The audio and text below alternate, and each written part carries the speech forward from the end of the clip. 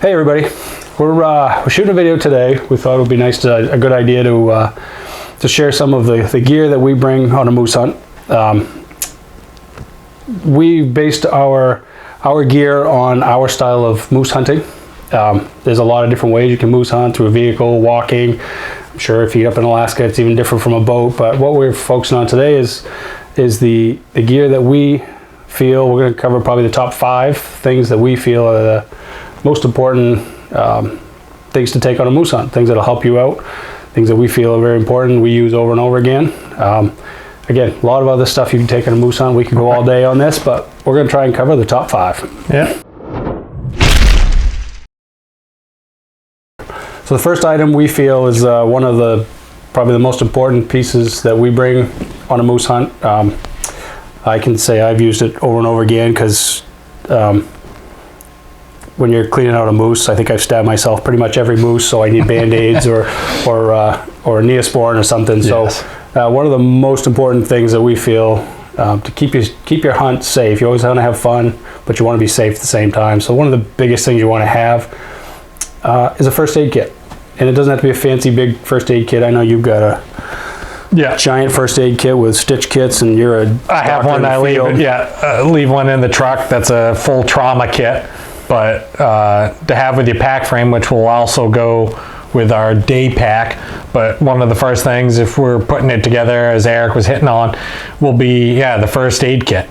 I mean, one of the things that I keep in mind, I ended up buying was a trauma pack. Because as Eric had hinted on, that using a knife when you're out in the field, you're cleaning animal care with that. You cut your fingers. I've cut my fingers a lot. So you need a way just to stop that, to make your hunt better, to go with that so you can stay safe. I like using Quick Clot brand. So you can just apply pressure, go with that. It's got bandages, it's got duct tape, it's got everything you need to help you quickly in the field to stop any major bleeding or cuts that you might have from there, because with the accessories that you use and you're hunting in the field with these knives, they're very sharp, or should be. So one of the items that I carry with me, go ahead, Storm. one of the items that goes with me every time is this basic first aid kit. It's got 104 pieces in it. I don't even know everything that's in it, but it's got enough that I could, in an emergency, I could cover everything I need. One thing it doesn't have that I feel is important is bear aspirin. You know, if we've got clients that are 3 miles into the woods, any kind of heart issue, heart attack symptoms, bear aspirin can buy you some time before you can get some help. So that's something I carry. I think is important. Yeah, they see that moose of a lifetime. The heart starts getting a little racing. You need a little aspirin to help them out with that. So our next thing on our list was, we thought on our top 5 things would be a knife. You need a good knife when you're out in the field for aftercare or whatever may arise. So one of the few things that we end up going with it that we found that works really well, especially with moose hunting, if you have anything to do with also quartering it up, because that's kind of what we end up specializing in, is to have a good knife that can handle both. So with this, we end up having also a hard-bladed knife along with a scalpel. So this also ends up going, we'll kind of hit on the scalpel. You can end up using for skinning, getting out internal organs. Very sharp, not forgiving at all. No, this blade has sent me to the hospital, which goes back into our first aid kit of why that was number 1. The hard blade, also for when you're quartering up, and on one knife you can get in between the ball joints when you're trying to separate the legs and ligaments off of these animals. So you need a very hard blade that can be sharpened from there out in the field. So what we have here is this is the Havalon blade. I guess, and just to be clear, we're not sponsored by anybody for these videos. This is something we've used for years. It's really a great tool. They're super sharp. It has a removable blades.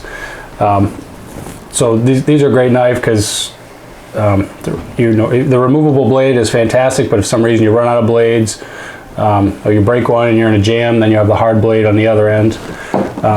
For myself, and I think John, I think you can say the same thing. I always have a backup knife because you know, you drop it in the woods, it ends up under the animal. You, in the chaos of quartering up an animal, you know, you tend to set them down. You can't remember where you put them, so sometimes they get a little lost in the shuffle. So Yeah. a backup knife is good to have. If you're gonna run a hard knife, have a sharpener. This is just a basic cheap sharpener. You know, I carry it in my truck pack all the time. Allows me to sharpen about halfway through, because this will get dull about halfway through moose and you have to resharpen. Yeah, the hide, yeah, with the moose, the fur is so dense that it will dull up those blades. So having a sharpener really is kind of a must if you, depends on what you have for different blades out in the field. Yep, and again, just if you're running a Havalon, you know, make sure you got extra blades. It's kind of a must-have. I think I usually go through about 3 blades for a full moose. So Yeah. just make sure you got extra blades. You can carry them in your pouch that comes with the knife. But again, a knife is a key tool that we take out. It's one of those that you know, we tend to walk a lot of miles in the woods looking for moose. We don't necessarily hunt from the roads. So you can have all the rope in the world trying to get a moose out of 3 miles out of the woods. It ain't gonna happen. So that knife will get that moose out no matter what, game bags or not. You can cut up a moose with a knife and get it out into your truck. Or you could just do it right in the side of the road. I mean, Yeah, if we've done it on the side of the road and just throw it in the truck, it makes it easier to handle. So Yeah, heat was an issue also with some of that. So quartering up that moose, having the knives ready to go, we're able to cool it down quicker. Yep. So the moose is the knife is a key tool for getting a moose out. It's, you know, for anyone who's not familiar with quartering, it can be a little intimidating, but it's really not a hard process. And once you've done it once, twice, it goes pretty quick. Next key item we think that is extremely important on a moose hunt is footwear. We do a lot of walking. We like to get out of the truck and take off through the woods, try to find the moose in their bedroom. So footwear is extremely important. So you got a lot of choices in footwear. We're going to cover the stuff that we use. We both honestly have different opinions on what we like, but that's why they have so many choices. I want to start with a couple of things, and just to be clear to start, because we're looking at LL Bean products. I work for LL Bean, but we're not sponsored and not promoted by them by any means. I have access to them, and it's good product, and that's why you're just going to see LL Bean product here. I'm going to start with the lacrosse boots. A good rubber boot, high rubber boot like this is probably a top choice for a lot of hunters, whether it's muck, lacrosse, bogs.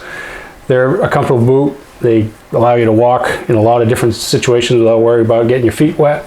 You can trek through swamps, and they're pretty comfortable for the most part. I have kind of gotten away from them because honestly I tend to roll my ankles a lot. They don't have a lot of ankle support for me, so I've kind of gotten away from them a little bit. I stay away from the muck boots too because I feel like they're big and heavy, and I'm tripping over stuff and I make a lot of noise, so I've kind of stayed away from those. One of the things I've been trying the last couple of years is the old school LL Bean boots, leather tops, rubber bottoms. I can walk quieter, they're comfortable. I've been using a lot of the uninsulated ones, which in colder weather is not very warm. Right. I wear a lot of socks, or I wear my heated socks, but they do have the lined, which I'm experimenting with in the last year or so, and they seem to be doing pretty good. So Right, but also with our seasons that we've been running into in September, the early moose hunt, you can get days upwards of 60 degrees, 70. Yep. So you need to be versatile with that. So you need, a fully insulated boot may not be, something you want, Right, something you want at that point. Eric was hitting on the rubber boots. I end up going with like a full mid-calf, a hard boot to walk in. I just find also I don't have the ankle support. I mean, these are, once again, a LL Bean version that we've been trying out. I think these are in collaboration with the Warden Service, the Maine Warden Service, so they've teamed up with them. Yeah, so they put their boots through some rigorous walking and miles, so we figured that's got to also work well. But it has the structure, that my ankles aren't good, that when we're doing a lot of the hiking, you're in slash cuts, going up sides of hills, mud, ever-changing kind of conditions. I like a solid, more boot. They're waterproof. It's going to keep my feet dry, and I can tighten them so my feet don't slip in it, where I'm not a huge fan of the rubber boots, just because I feel my feet move around and I get kind of squirrely when I get out in the woods. Yeah, yeah. And they're a comfortable boot, but I feel like I'm rolling all over the place. Yeah. But we have people that we hunt with that, they're all about the rubber boot. Also scent control. I mean, it definitely helps with that, but that's a totally another thing, with scent control, where you're going with that with the boots. But having something that's going to keep you waterproof, comfortable throughout the day, that you're not going to get blisters. You want it to fit comfortably, and have a range of boots when you go to camp, not just having a backup. You can't just have one set of boots that's going to last you the whole week. If something were to happen, you were to go over, the weather changes, you need something a little bit more versatile, that you can walk in. I mean, even sneakers. Yeah. I mean, a good camp croc. But I'm Crocs once in a while. You have to say, in Maine, you never know what kind of weather you're going to get. So having a couple different options sometimes could be kind of nice. And I mean, this year we were hunting and it was 20 degrees, and by the end of the week it was a rainstorm, and I think it was 70 degrees. So having a variety is nice. Having a second pair of boots just in case you fall into a swamp somewhere, or you get water over your boots, you got to back up, because 6-day hunt can be a long hunt if you got wet feet and wet boots. So I always like to take a couple of pairs of boots with me. So the next piece of equipment that we're going to talk about is packs, and packs can cover a lot of different things. So we're gonna cover both packs that we carry in our equipment with, our gear, whether it be food, water, toilet paper, put our first aid kits in it, more of a day pack thing, and then we're going to talk just a little bit about pack frames, stuff that we use to haul the moose out, which for what we do is pretty key for getting our game into our trucks. So we'll start with the day pack. Go ahead. Yeah, so pretty much what Eric was saying, we go with the day pack, something that you need to carry all your items around in. The toilet paper, the first aid kit, your knives. I mean, something that's also going to be versatile out in the woods that you want to have quiet. At the store, you got to, not that we're carrying around sticks. You want something that's going to be quiet out in the woods, not maybe a nylon material, wool. This isn't fully waterproof, but it's quiet. I mean, just with the straps I have on it, because we end up carrying a lot of items. You'll have, as we said, all what we find is our essentials that we're packing in here.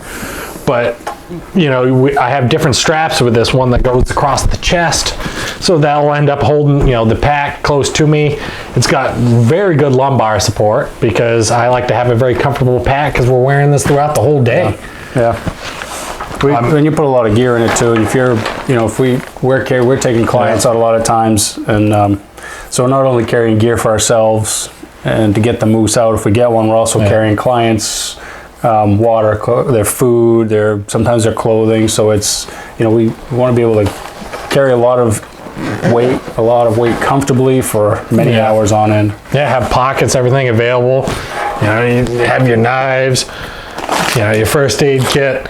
And if you're celebrating, you have the moose, you might have a little backup drink or something ready to go.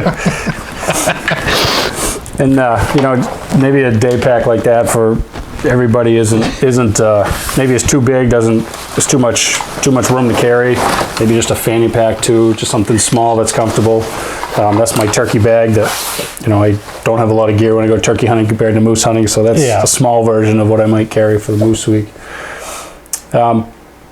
So then we move on to, I almost call this a hybrid version. This is kind of a pack frame without a frame, I guess. So this is, again, this is a pack that's made by LL Bean. It can wrap up your game. It also has a lot of flaps to kind of tuck in the awkwardness. We were talking about how we hauled out a moose head with it this year. And you able to plug in that photo? I can put that, place the photo here. Photo right here of how this pack frame worked great for carrying out the moose head. As Eric said, it was able to fit in there. The antlers were, you know, off to the side. It was almost a 50-inch bowl, so it can handle anything smaller. Hopefully larger in the future. It's got buckles and straps for any combination, whether it's a head with a big rack on it, if it's the awkward neck meat and back straps that slop around when you're trying to haul them out. They're kind of awkward sometimes carrying. This thing kind of hugs it in nice because of all the side flaps. Yeah. So that's, and this one, you know, a lot of these pack frames too, I'll show this, have the waist belt. When you start getting 100 some odd pounds of quartering and meat, these things make a haul huge, gives you a big advantage for. Helps hold it in tight to your torso, so it's easier to handle. And then final one, this is your basic cut and dry pack frame. So, you know, this frame didn't come with any straps on it, just the base and the shoulder straps and the frame. So I supply a lot of bungees on here, make nice long ones so you can get them in any angle and wrap around for any size, get them nice and tight, and make sure that load's not going to fall off halfway through the woods when you're on your way out. Yeah, go. So pretty much our last one that we want to end up covering, and maybe one of also the staples of any trip, is your vehicle to get out in the woods. We end up using trucks. I like going with the Toyota. Fords tend to be an issue out in the woods. Yeah. So whatever vehicle you end up in, then there's the Jeep people, but whatever you end up having out in the woods, we kind of came up with, you need to be prepared for it, because whether we've also been in some of these situations, but we've had friends that, like number one, checking your spare tire. Whether that's even inflated or it's under your vehicle, and can you even get that thing down? Yep. Some of us, we haven't moved that spare tire since you bought the vehicle, and heard horror stories. Now you can't get your spare tire down now that you got a flat. It's a good thing before you head up to the woods to drop that tire, make sure it's not rusted to the bottom of the truck. Make sure you know the tools to get it out. And these jacks nowadays, they got to go through a hole. I know these in the Fords, they're a problem. So, so you know, there's a jack that has to go in through the bumper, and you know, learn how to use it, learn how to get the tire down, make sure that it comes down, and make sure that it's properly inflated. Yeah, small toolkits that you have with you to do this. You have your spare tire kit, hopefully with your truck, whether that's with it, but having whatever else could go wrong with your truck. Your battery connection comes loose, so maybe a spare socket kit that you can adjust different bolts. It doesn't have to be anything too exotic, a cheap kit that you could end up buying, just something that you'll have, screwdriver, a basic tool set. I mean, that you could find anywhere. Yeah, I keep one under my seat at all times. You know, plug kit. Plug kit's a big thing. Yes. You know, we tend to run 10 ply tires up in the logging roads just because they stand up better, you know, to the rock and shale. And so plug kits can work for in a lot of different tires. They're a little tough on the 10 plies. We tried to do that a couple years ago, and we had, you know, it bought us a little time. We still have to go to the garage and have them do it right. But a plug kit can save your day. I keep a little pump in my truck. You know, it's great if your tire goes flat and you're able to plug it, but if you can't fill it up with air, it doesn't do you any good to drive on. So I keep a little pump. And the jack too. You want to make sure your jack is in your truck, so that if you get a flat tire and you got to take it off, you got to use your spare. Make sure your jack is in the truck. Make sure it's, you know how to use it. Make sure it works right. Yeah, I bring another like 3.5 ton jack. Not a bottle jack. A jack. Yeah. A different type of jack, not a scissor jack, a floor jack. Floor jack. That's why I bring with me, just because. Have you ever had to use it? Does it work good in the dirt? Yeah, I had to use it in the dirt and put a piece of wood underneath there, so you know, the uneven ground, was able to change out my tire quick enough. One of the things that with guiding that I've run into was blowing fuses in my truck. So with all the outlets that we end up running, USBs, people charging cell phones nowadays, capabilities, we're running cameras, having a spare set of fuses could help. Those can get wet. You're on the back roads, it's muddy, it's dusty. Things are rattling around, getting loose. Yeah, one of the things I would mention too is, you know, getting your truck inspected before you leave too. I have have twice had to leave the woods and run to town, which town can be an hour and a half, 2 hours, who knows where you end up. I've had to run out twice to have my brakes fixed. You know, I knew my brakes were getting low, but I still thought I could make it through, and I didn't make it through. So, and other than that, I mean, I think there's a lot of little things that you could do to maybe make a trip more successful too. I keep a tow strap in my truck. I keep a rope in my truck. I keep windshield washer of some sort in my truck, because you get up there on a night and the bugs are just nasty, and within 24 hours you can't see out your window. Yeah, I've had muddy headlights that just are ineffective because they've gotten so dirty, so I have to get out and clean your headlights. Coming back on those dirt roads, you definitely need that. Extra gas and oil. You know, some of the places, if you're doing a spike camp or you're staying out in some remote lodges or camps, you may not be able to get to a gas station. Yeah. So having a couple of 5-gallon cans of gas can be a big help too. At least get you out of there to when you need the gas station to fill up, but it's being prepared, which will better off help you out in the field when you're in the woods. Yeah. I think the vehicle you're in is your biggest tool, and probably the most important tool of getting you in and out of the woods.